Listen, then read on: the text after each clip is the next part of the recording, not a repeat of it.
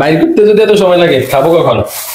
আরে গরম লাগতেছে, এই যে বাইর করে ফেলছি। কেন, তোমার কি খুব খিদে লাগিয়ে গেছে নাকি? আসলে আমরা প্রতি শুক্রবারে বাইরে যাই, তো পুরা সপ্তাহে একটা প্ল্যান থাকে শুক্রবারে কোথাও না কোথাও ঘুরতে যাব। তো আজকে বৃষ্টির কারণে আর যাওয়া হয় নাই, সেই জন্য বাসায় সবকিছু অনলাইনে অর্ডার দিয়ে নিয়ে আসছি, যেন খাবারটা খেতে অন্তত পারিস, পুরো সপ্তাহের প্ল্যান নষ্ট হয়ে যাবে। হ্যাঁ, আজকে তো প্রচুর বৃষ্টি হয়েছে তো। বৃষ্টি হয়েছে, হ্যাঁ। তার মধ্যে আবার বাসায় কারেন্ট ছিল না, যে রান্না করবো ওটাও পারিনি। পরে ভাবছি থাক খাবারটা অর্ডারে দিয়ে ফেলি।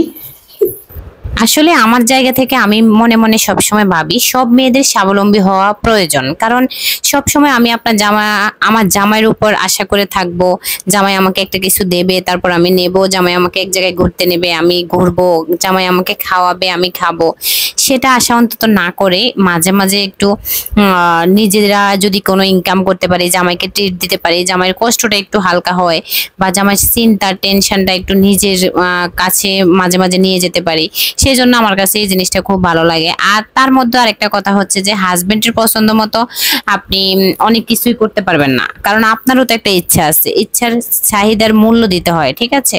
আমরা যদি নিজেদের চাহিদার মূল্য নিজেরাই না দিতে পারি তাহলে কে দিবে বলেন? নিজের চাহিদার মূল্য তো নিজেকেই দিতে হবে। তাই আমি বলি সব মেয়ে সব জায়গা থেকে নিজের জায়গা থেকে নিজেকে কিছু একটা করা দরকার, যেটা করলে অন্তত নিজের মনের ইচ্ছাগুলো নিজে পূরণ করতে পারবে। এটা হচ্ছে আমার ইচ্ছা, বা আমি করি।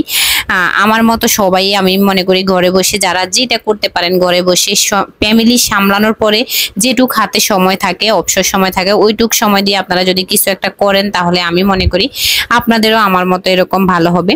আর আমি এই যে আমার হাজবেন্ডের অপেক্ষায় কিন্তু অনেক কিছুই থাকি না, নিজের মতো করে নিজে সাজাতে পারি, গোছাতে পারি, করতে পারি, খাওয়াতে পারি, বা সবকিছুই আমার মেয়ের একটা পছন্দের জিনিস আমি হাজবেন্ডকে বলবো এটা একটু এনে দাও, এগুলা কেন জানি আমার কাছে ভালো লাগে না। আমি নিজের ইচ্ছা মতো হাজবেন্ডকে একটা জিনিস গিফট করতে পারি, ও তো সব সময় আমাকে গিফট করে, আমি যদি ওকে গিফট না করতে পারি তাহলে আমার ভালো লাগে না। সেই জন্য আমার মনে হয় যে আসলে আমার মেয়ের একটা ইচ্ছা হয়েছে, আমি ওটা কিনে দিতে পেরেছি, হাজবেন্ডের কাছে চাইতে হয় নাই, এগুলা কেন জানি আমার কাছে খুব ভালো লাগে।